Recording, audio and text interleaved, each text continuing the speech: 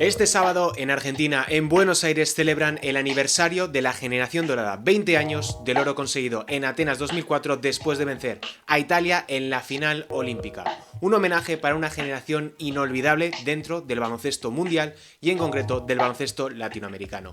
Por eso hoy en el Gigantes Daily le vamos a dedicar el programa a la generación dorada hablando con uno de los periodistas que mejor conoce los entresijos de ese equipo memorable. Bienvenidos y bienvenidas a Gigantes Daily. ¡Arrancamos!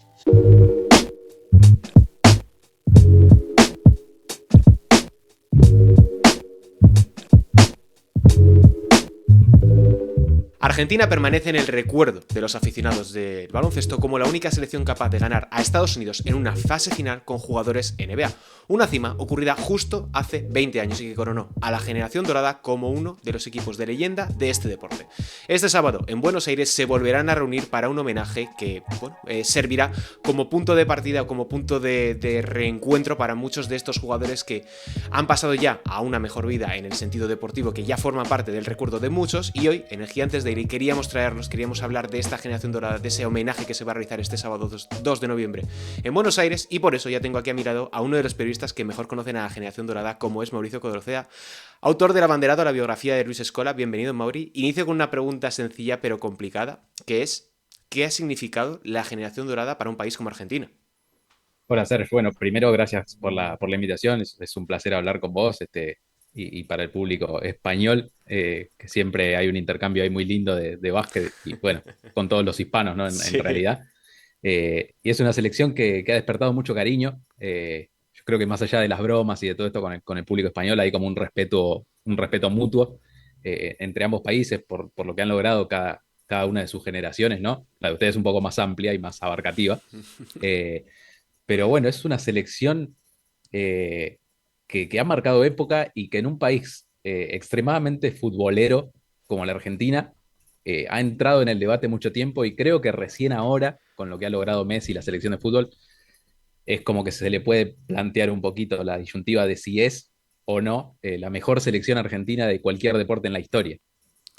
Claro, es Eh, que poner todo en contexto, sobre todo yo que tengo un poco más de perspectiva que algún que otro español, claro, el hito del fútbol del Mundial de México creo que es, con Maradona, si no sí, México corrígeme si no me 86. equivoco, claro, y luego el de Qatar 2022, bueno, está ahí como una gran cima, pero claro, estamos hablando de ganar a un Estados Unidos que es el mayor dominador que ha existido en el baloncesto mundial. O sea, es que no, en estos últimos Juegos Olímpicos se hablaba al respecto de que si existía algún dominio en deportes colectivos como lo que se veía en Estados Unidos desde que tienen jugadores NBA y en general, y claro, es que sirve para contextualizar que es un hito inigualable, te diría yo.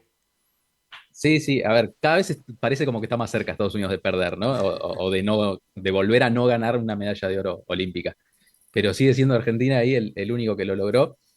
Y lo que me parece que hay que poner en contexto es que si bien Argentina tiene tradición basquetbolística, porque es innegable, es en cuanto a practicantes de deportes acá en el país, el segundo deporte más practicado, después del fútbol, obviamente, y en popularidad te diría que es el tercero después del fútbol y del automovilismo. Entonces hay una tradición. Ahora, lo que no hay es un poderío.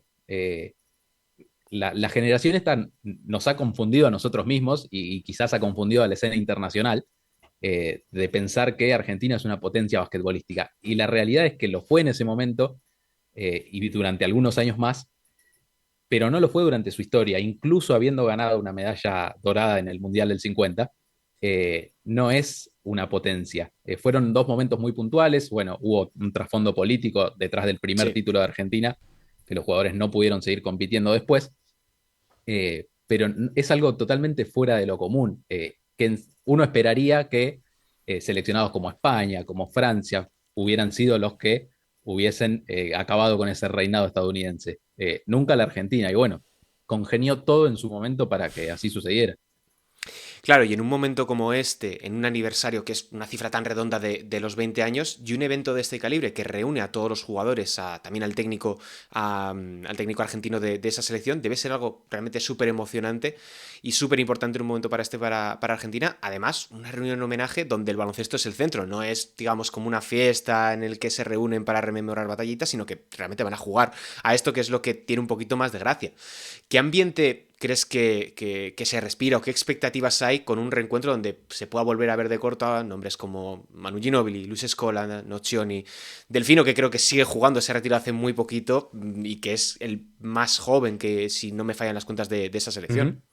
Sí, sí, la expectativa es altísima, es la primera vez, vos pensás que la última vez que una selección fuerte argentina jugó acá, eh, hubo como una especie de despedida de algunos nombres antes de los Juegos Olímpicos Ujú. de Río, porque hubo algunos Cierto. amistosos acá en el país, pero la última vez fue en el FIBA Américas en 2011, que se jugó en Mar del Plata, el previo a los Juegos Olímpicos de Londres. Eh, entonces también es muchísimo tiempo sin ver a esos jugadores y menos sin verlos juntos. O sea, no Ujú. había sucedido, incluso después de aquella consagración olímpica, creo que no todos volvieron al país inmediatamente, como que se repartieron, viste, cada uno se fue a sus Sí. lugares y no hubo una celebración como tal de semejante logro. Y bueno, 20 años después, aquí estamos preparados para celebrarlo y con una expectativa altísima. Las entradas, los boletos se vendieron rapidísimo, se agotaron enseguida, había muchísima expectativa, así que nada, es total la emoción.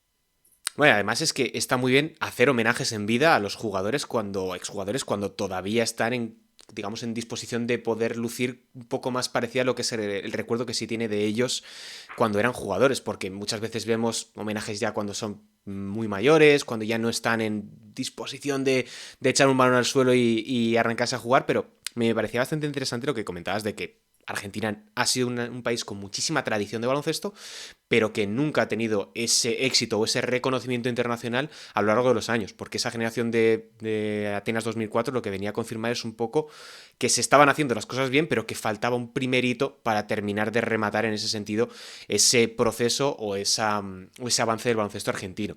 Claro, tú que viviste esa época y sabiendo cómo son los aficionados argentinos a nivel de confianza con las selecciones, ¿realmente creíais que era posible no ya, digamos, ganar a Estados Unidos, sino coronarse como campeones olímpicos o ganar el oro olímpico, como se quiera decir? Porque la manera en la que se consiguió también tiene su historia de que era muy improbable. Sí, sí, sí, absolutamente. A ver, yo te diría que para el Mundial 2002 en Indianápolis, el ambiente del básquet, y quiero ser muy puntual con esto, el ambiente del básquet era consciente de que Argentina tenía con qué pelearle a los equipos importantes. De ninguna manera ganarle a Estados Unidos. Creo que los únicos que estaban convencidos de eso eran, como ellos suelen contar, el técnico Rubén Mañano y algunos otros jugadores. Haciendo el libro de Luis que vos mencionabas, y gracias por eso, eh, había jugadores, el propio Manu, que cuenta que él cree que uno de los pocos, si había algún jugador que creía que se podía ganar de verdad, era Luis Escola, pero incluso el resto, hasta en esos momentos, seguían bromeando con, bueno, ay, sí, a vos te toca marcar a Jermaine O'Neal, jajaja, ¿cómo vas a hacer, viste? Y en un momento en la charla técnica fue como, che, el técnico está hablando en serio, vamos a jugar a ganar. Y bueno, y se logró con esa mentalidad, que dependió totalmente de ellos, o sea, así como tuvieron el talento y como yo te decía, congenió todo porque congeniaron los mejores jugadores de la historia en el mismo momento, también tuvieron la actitud y la determinación de ganarles. Sí, y antes que te decía que fueron unos juegos súper extraños, para que recordar un poco a la gente que no lo tenga tan en mente o no recuerde también esto, hay que poner en contexto que Argentina gana el primer partido contra Serbia y Montenegro con una canasta in extremis, creo, de Manu Ginóbili, que es espectacular. Exactamente, Pierde la segunda jornada contra España, pierde después contra Italia también en fase de grupos y llega la fase final y pasan por encima de los tres equipos contra los que se enfrentan. Contra Grecia, evidentemente contra Estados Unidos y la final olímpica contra Italia.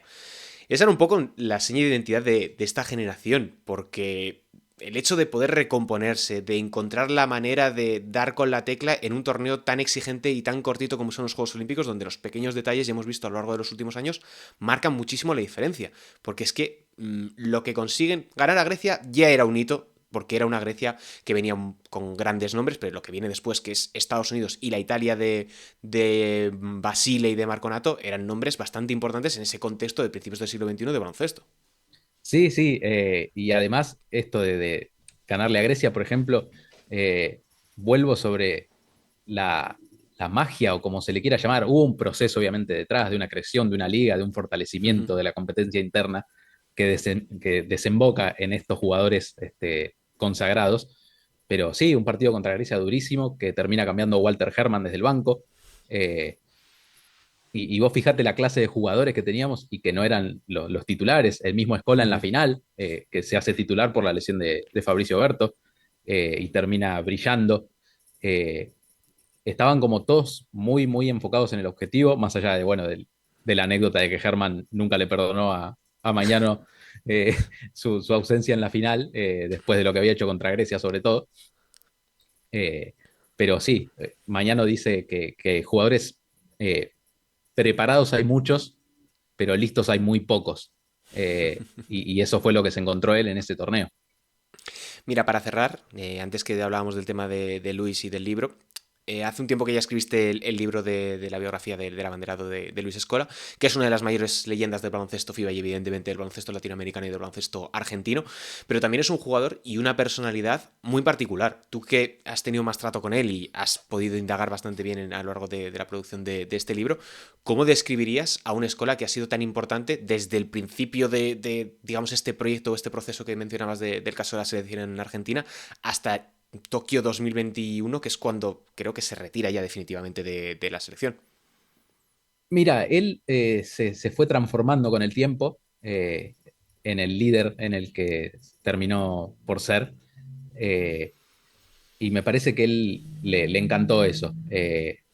No todas las personas están dispuestas a hacer los sacrificios que ha hecho él. Él no lo va a contar nunca, pero él ha puesto dinero de su bolsillo para pagar boletos, para que los jugadores viajaran más cómodos, para conseguir mejores instalaciones.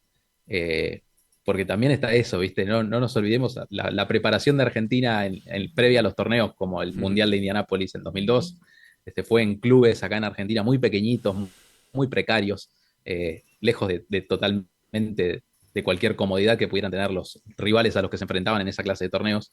Y Luis siempre estuvo levantando la vara.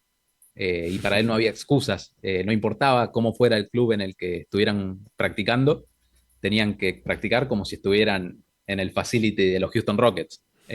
No había negociación posible con eso.